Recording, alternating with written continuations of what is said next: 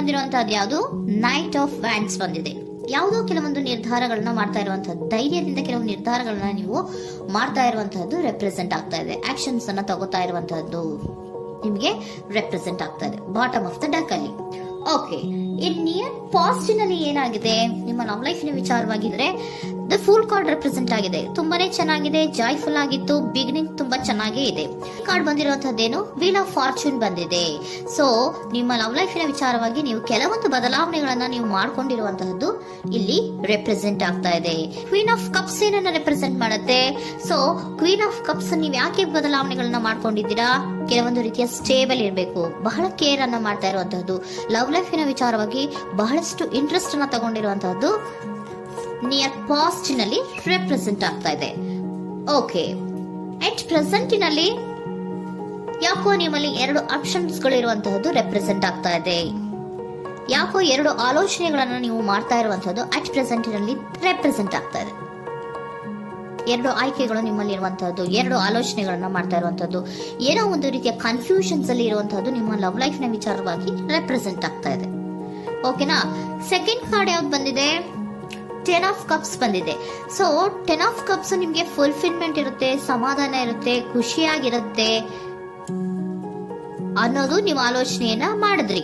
2 ಆಯ್ಕೆಗಳಲ್ಲಿ ಯಾವ್ದನ್ನ ಸೆಲೆಕ್ಟ್ ಮಾಡಬೇಕು? ಸೆಲೆಕ್ಟ್ ಅನ್ನ ಮಾಡ್ಕೊಂಡ್ರೆ ನನಗೆ ಖುಷಿಯಾಗಿರುತ್ತೆ, ಸಮಾಧಾನ ಆಗುತ್ತೆ ಅನ್ನೋಂತ ಯೋಚನೆಯನ್ನ ಒಂದು ಸಾರಿ ಮಾಡಿದ್ರೆ, ಇದರ ಮತ್ತೊಂದು ಸಾರಿ ನೀವೇನ್ ಅನ್ಕೋತೀರಾ?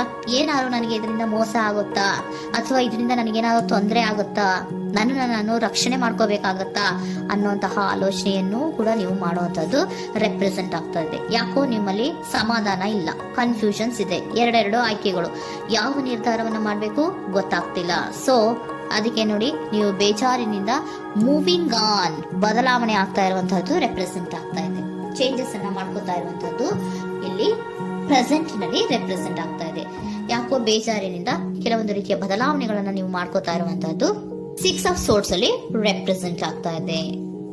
ನೀವು ಈ 6 ಆಫ್ ಸೋರ್ಟ್ಸ್ ಮತ್ತೆ ಏನನ್ನ ರೆಪ್ರೆಸೆಂಟ್ ಮಾಡುತ್ತೆ ಅಂದ್ರೆ, ನಾನು ಲವ್ ಲೈಫ್ ನ ವಿಚಾರವಾಗಿ ಒಂದು ಬೆಟರ್ ಆಪ್ಷನ್ಸ್ ಅನ್ನ ಸೆಲೆಕ್ಟ್ ಮಾಡ್ಕೋಬೇಕು ಅನ್ನುವಂತಹ ಆಲೋಚನೆಯನ್ನ ಮಾಡ್ತಾ ಇರುವಂತಹದ್ದು ರೆಪ್ರೆಸೆಂಟ್ ಆಗ್ತಾ ಇದೆ. ಓಕೆನಾ? ನೀವೇನಂದ್ರೆ ಅಟ್ ಪ್ರೆಸೆಂಟ್ ನಲ್ಲಿ ನಿಮ್ಮ ಲವ್ ಲೈಫ್ ನ ವಿಚಾರವಾಗಿ ಬೆಟರ್ ಆಪ್ಷನ್ ಬಗ್ಗೆ ಯೋಚನೆಯನ್ನ ಮಾಡ್ತಾ ಇರುವಂತಹದ್ದು, ಅದರ ಬಗ್ಗೆ ಸ್ವಲ್ಪ ಕನ್ಫ್ಯೂಷನ್ ಅಲ್ಲಿ ಇರುವಂತಹದ್ದು ಅಟ್ ಪ್ರೆಸೆಂಟ್ ನಲ್ಲಿ ರೆಪ್ರೆಸೆಂಟ್ ಆಗ್ತಾ ಇದೆ. ಬಟ್ ನಿಯರ್ ಫ್ಯೂಚರ್ ನಲ್ಲಿ ಏನಿದೆ? 3 ಆಫ್ ಸೋರ್ಟ್ಸ್ ಇದೆ. ಕೆಲವೊಂದು ರೀತಿಯ ಬೇಜಾರುಗಳಿರುವಂತಹದ್ದು, ನೋವುಗಳಿರುವಂತಹದ್ದು, ಕೆಲವೊಬ್ರು ಅಳ್ತಾ ಇರುವಂತಹದ್ದು, ಭಾವನಾತ್ಮಕವಾಗಿ ತುಂಬಾ ಫೀಲ್ ಅನ್ನ ಮಾಡ್ತಾ ಇರುವಂತಹದ್ದು ನಿಮ್ಗೆ ರೆಪ್ರೆಸೆಂಟ್ ಆಗ್ತಾ ಇದೆ. ಯಾಕೆ ನಿಮಗೆ ಆ ತರ ಆಗತ್ತೆ ಅಂತ ಅಂದ್ರೆ, ಡೆವಿಲ್ ಕಾರ್ಡ್ ರೆಪ್ರೆಸೆಂಟ್ ಆಗಿದೆ. ಸೊ ಡೆವಿಲ್ ಕಾರ್ಡ್ ಏನನ್ನ ಹೇಳತ್ತೆ? ಅಡಿಕ್ಷನ್ಸ್ ಅನ್ನ ಹೇಳತ್ತೆ. ತುಂಬಾ ಯೋಚನೆಯನ್ನ ಮಾಡುವಂತಹದ್ದು, ಮೇಲಿಂದ ಮೇಲೆ ನೀವು ಒಂದನ್ನೇ ನೀವು ಯೋಚನೆ ಮಾಡ್ತಾ ಇದ್ರೆ ನಿಮ್ಗೆ ಅಲ್ಲಾಗುವಂತದ್ದೇನು? ನೋವುಗಳೇ ಅಲ್ಲಾಗುವಂತಹದ್ದು. ಸೊ ಯಾತಕ್ಕೆ ಅಂದ್ರೆ ನಿಮ್ಮಿಬ್ಬರ ಮಧ್ಯೆ ಕೆಲವೊಂದು ರೀತಿಯ ಘರ್ಷಣೆಗಳಿರುವಂತಹದ್ದು ರೆಪ್ರೆಸೆಂಟ್ ಆಗ್ತಾ ಇದೆ. ಕೆಲವೊಂದು ರೀತಿಯ ಮನಸ್ಸು ಒಂದೇ ತರ ಆಲೋಚನೆಯನ್ನ ಮಾಡ್ತಾ ಇಲ್ಲ. ಒಂದ್ಸರಿ ಆ ತರ ಯೋಚನೆ ಮಾಡ್ತೀರಾ, ಒಂದ್ಸರಿ ಈ ತರ ಯೋಚನೆ ಮಾಡ್ತೀರಾ, ಕನ್ಫ್ಯೂಷನ್ ಅಲ್ಲಿ ಇರ್ತೀರಾ, ಏನ್ ಮಾಡ್ಬೇಕು ಗೊತ್ತಾಗಲ್ಲ. ಸೊ ಅದಕ್ಕೆ ನಿಮ್ಗೆ ಬೇಜಾರು, ನೋವು ಇರೋಂಥದ್ದು. ಮತ್ತೆ ನೆಕ್ಸ್ಟ್ ಕಾರ್ಡ್ ಬಂದಿರುವಂತದ್ದೇನು? 5 ಆಫ್ ಪ್ಯಾಂಟಿಕಲ್ಸ್ ಬಂದಿದೆ. ಸೊ 5 ಆಫ್ ಪ್ಯಾಂಟಿಕಲ್ಸ್ ಏನು?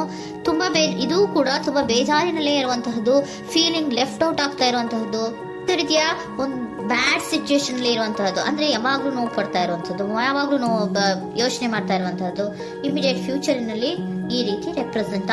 ಓಕೆನಾ? ಸೊ ದ ಮೂನ್ ಕಾರ್ಡ್ ಏನನ್ನ ರೆಪ್ರೆಸೆಂಟ್ ಮಾಡುತ್ತೆ ಅಂದ್ರೆ, ರಿಯಾಲಿಟಿಯ ಕಡೆಗೆ ಹೆಚ್ಚು ಗಮನ ಕೊಡದೇ ಇರುವಂತಹದನ್ನ ರೆಪ್ರೆಸೆಂಟ್ ಮಾಡುತ್ತೆ. ಓಕೆನಾ? ಇದಿಷ್ಟು ನಿಮ್ಮ ಸ್ವಂತಿನ love reading. Next angel guidance ನಿಮ್ಗೆ ಏನ್ ಕೊಡ್ತಾರೆ ಅನ್ನೋದನ್ನ ನೋಡೋಣ. ನೋ ಅನ್ನೋಂತ ಆನ್ಸರ್ ಅನ್ನ ಕೊಡ್ತಾ ಇದ್ದಾರೆ. So no, not the right time. ನೀವೇನು ಕೂಡ ಈ ಕನ್ಫ್ಯೂಷನ್ ಅಲ್ಲಿ ಇದ್ದಾಗ ಯಾವುದೇ ರೀತಿಯ ಡಿಸಿಷನ್ಸ್ ನ ಮಾಡೋದಕ್ಕೆ ಇದು ಕರೆಕ್ಟ್ ಆಗಿರುವಂತಹ ಟೈಮು ಅಲ್ಲ. Perfect timing. So perfect timing ಅನ್ನ ಬಂದಾಗ ನೀವು ಕೆಲವೊಂದು ರೀತಿಯ ಡಿಸಿಷನ್ಸ್ ಅನ್ನ ಮಾಡ್ಬೇಕಾಗತ್ತೆ. ಯಾವಾಗ ಅಂದ್ರೆ ನೀವು ಮನಸ್ಥಿತಿಯನ್ನ ನೀಟಾಗಿ ಇಟ್ಕೊಂಡಾಗ, ಕೆಲವೊಂದು ರೀತಿಯ ಕನ್ಫ್ಯೂಷನ್ಸ್ ಇಂದ ನೀವು ಆಚೆ ಬಂದಾಗ, ಯಾವಾಗ ನೀವು ಕ್ಲಿಯರ್ ಥಿಂಕಿಂಗ್ ಅನ್ನ ಮಾಡ್ತೀರಾ ಅದು ಪರ್ಫೆಕ್ಟ್ ಟೈಮಿಂಗ್. ಸೊ ಆಗ ನಿಮ್ಗೆ ಕೆಲವೊಂದು ರೀತಿಯ ಫರ್ಗಿವ್ನೆಸ್ ಅನ್ನೋದು ಇರುತ್ತೆ ಅನ್ನೋದನ್ನ ಏಂಜಲ್ ಗೈಡೆನ್ಸ್ ನಿಮ್ಗೆ ಹೇಳ್ತಾ ಇದ್ದಾರೆ. ಸೊ ಹಾಗಿದ್ರೆ ಸರೆಂಡರ್ ಕಾರ್ಡ್ಗಳು ನಿಮ್ಗೆ ಏನ್ ಹೇಳುತ್ತಾರೆ ಅನ್ನೋದನ್ನ ನೋಡೋಣ. Surrender to your soul path. Your life journey has been perfectly designed for your soul growth. Embrace every lesson and every moment. ನಮ್ಮ ಜೀವನದಲ್ಲಿ ಬರುವಂತಹ ಎಲ್ಲಾ ಕೆಲವೊಂದು ಮೂಮೆಂಟ್ಗಳನ್ನ ನಾವು ಪರ್ಫೆಕ್ಟ್ ಆಗಿ ದೇವರು ಡಿಸೈನ್ ಮಾಡಿರ್ತಾರೆ. ಅದಂದ್ರೆ ನಮ್ಮ ಲೈಫಿನಲ್ಲಿ ಏನೇನ್ ಆಗ್ಬೇಕು ಅನ್ನೋದನ್ನ ಮುಂಚೆಯೇ ದೇವರು ಬರ್ದಿರ್ತಾರೆ. ಸೊ ಅದು ಹಾಗೆಯೇ ನಡೀತಾ ಇರುತ್ತೆ.